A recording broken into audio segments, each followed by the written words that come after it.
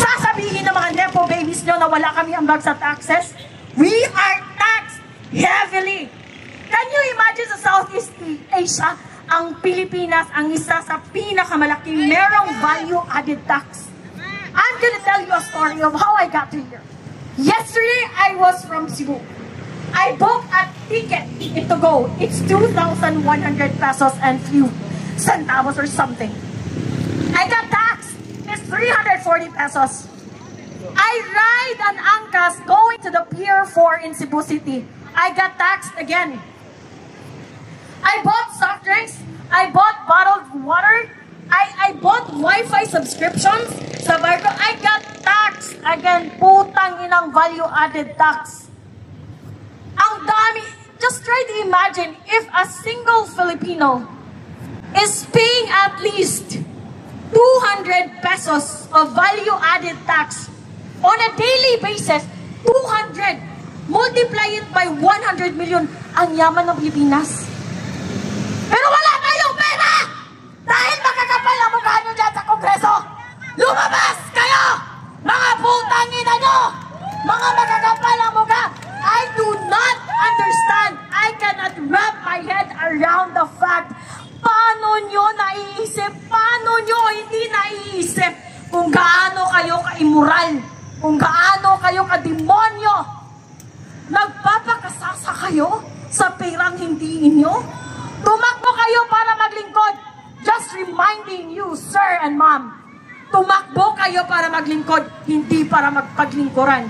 And don't start with us honoring, telling you, addressing you as honorable. Kasi between you and the taong bayan, you are the least. You are the least organization with honors. With honors, you don't have any, zero. You don't have in any honors, wala kayong mga moral, wala kayong mga immoral kayo, mga makakapal. I am so frustrated, I am so angry beyond angry. Nakakaputang ina kayong lahat dyan sa House of Representatives. Mga mamatay na sana kayong lahat, tamaan kayo ng kidlat. Super ang pangbababoy at panggago nyo sa mga Filipino. You're treating us like an idiot. Like we don't have access to information. You're treating us as someone as imbecile. Kaya nga namin sumugod ngayon at sunugin ang mga kaluluwa nyo dahil napilong kayo sa impyerno, mga putang ina nyo. Tingnan nyo. Eto, mga drivers, mga minimum wage earners, sila ang nagpapakain sa'yo. Nagpapakain, kami ang nagpa-fund ng lifestyle nyo. Mga putang ina. Ano ginagawa nyo dyan sa Senate? Ano ginagawa nyo dyan sa Congress?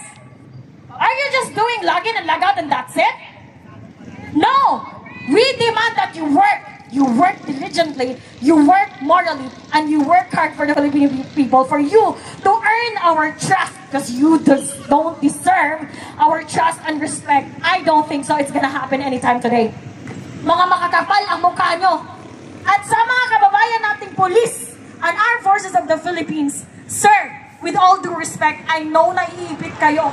Naiipit kayo kasi ang chief of command nyo nakakabutang ina.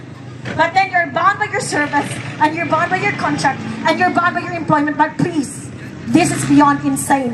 This is beyond insane, mga putang ina! This is beyond insane! Ang kakapal na mukha nyo, lumabas kayong lahat. Yung mga sasakyan nyo, hindi nyo sasakyan yan. Sasakyan namin yan. Dahil kami ang nagbabayad ng mga sasakyan nyo. Ilang sasakyan ang gusto nyo? Mga putang ina nyo. Ilang bahay sa Forest Park ang gusto nyo? Napakahirap namin dahil ninanakaw nyo ang pera na para sa amin. We're not asking for private jets. We're not asking for Balenciaga just like your wife and mistresses. We're not asking for Chanel. We're not asking for travel abroad in Europe, in Edinburgh, in Scotland, in Italy, in Paris. We don't want that. We just want the basic services. Working hospitals with medicines and with working medical professionals. Paid by Filipino taxes. Yun lang, bare minimum lang. Basic standard, hindi nyo maibigay? What kind of employees are you? Bumaba kayo dyan. Isarado nyo yung Kongreso! Wala na mga ambag yan sa mga Filipino! Walang ambag! Zero contribution! Pinapalamon lang namin kayo! Magkakapal ang mukha nyo! Sino sasakyan yan? Pinapalamon namin kayo, wala kayong ambag, wala kayong ginagawa, hindi kayo nagtatrabaho, nagnanakaw lang kayo araw-araw. Yun lang. Yun lang ang ninanakaw nyo. Sino yan ang lumabas sa Kongreso? Yan ba ang aming honorable magnanakaw? Putang ina mo! Pinapalamunin ka! Kung merong batugan at palamunin, hindi yun ang mga standby. Ang palamunin at batugan ay nasa Kongreso. Mga putang ina, kakapal ng mukha. Magmi-meeting kayo sa Malacanang, mag-order kayo ng buffet, ng steak, ng caviar, and for what expense? From our hard-earned taxes. Ikaw, sir, you're working hard. Pera mo ang ginagasto ng mga putang inang ito nang nasa Kongreso. Isara nyo yan! Isara nyo ang Kongreso! Walang ambag yan sa Pilipino! Putang ina! Harapin nyo kami dito! Harapin nyo mga coward kayo, mga coward, mga walang bayag. Mga walang bayag. Nagtatago kayo sa inyong mga security. Nagtatago kayo sa House of Congress. That is our hard-earned. That building, we paid for that. Those cars, we paid for that. Maybe even the air you fucking breathe, we paid for that. The very least that you can do is to provide the basic services for ordinary people. Yet, you are so fucking incompetent that you don't know how to do that. Para kayong kaklase ko ng elementary. Andun sa klase, hindi nakikinig, bobo na nga, hindi pa nag-aaral, pumupunta lang sa paaralan para sa baon. Bakit ganyan ang mga kongreso natin? Bakit ganyan ang mga congressman natin, mga putang ina? Ito ang pakiusap ko sa mga kababayan ko. Dalawa, I have two requests from my fellow Filipinos. Una, please, let's have a fucking standard when it comes to voting. Tingnan nyo si Lito Lapid. Quiet as a mouse. Hindi namin binoto yan. Tingnan nyo si Risa Ontiveros. Diba? Ang ingay. Nakakarindi. Pero flood control projects, she's quiet as a fucking mouse. Okay? Eto, viral to na video ko. Tito Soto, my God, dear, I'm here. I'm finally here, Tito Soto! I'm here! And I'm gonna say it again. What makes you qualified to become the Senate President? You don't belong there. You belong in Itbulaga. You cannot even create a simple, cohesive, concise introduction. How are you gonna enforce, amend, approve laws? Being a politician is very technical. It's being very technical. Kapag bobo ka, umalis ka na dyan. Well, anyway, sabi nga nila, intelligence is limited. Stupidity is endless.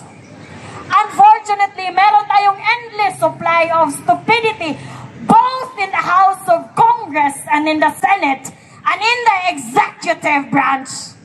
Nakakaputang ina nyong lahat. Hindi nyo pag-aari ang Pilipinas. Hindi nyo pag-aari ang taxes namin. Hindi nyo pag-aari ang mga Pilipino. Tumigil kayo. Tumigil kayo. Bumaba kayo. Isauli nyo ang mga perang ninakaw nyo. Matanong lang, nasaan na si Martin Romualdez? Balita ko raw. he deregistered his private jet. Is that true? Patanong sa mga tuta mo dyan sa Kongreso. Tanungin mo sila. Pakitanong sa mga tuta ni Martin Romualdez dyan sa Kongreso, where is your fucking boss right now? Did he go abroad with his stolen money? And he's not gonna come back here? Ito, tandaan mo, Martin Romualdez, we will not forget. Not even sa mga anak mo, sa mga anak ng anak mo, at sa mga anak ng anak ng anak mo. It will be an awesome reminder of the dark history of the Philippines that once upon a time, we have a lame duck sitting idiot president controlled by this evil House Speaker Martin Romualdez, aided and supported by his mini crocodiles at the House of Congress, supported by the senators na walang magawa sa buhay kundi maging achievement ang pagsisisi, paninisi sa previous administration. Wala na ba kayong achievement na iba? Yun lang? Ganon kayo ka-incompetent? Like even a simple person, ordinary person can see through all your evil intentions, can see through all your stupidity, the maneuvers, the cover-ups. We see through it all. Hindi kami bobo, mga putang ina nyo!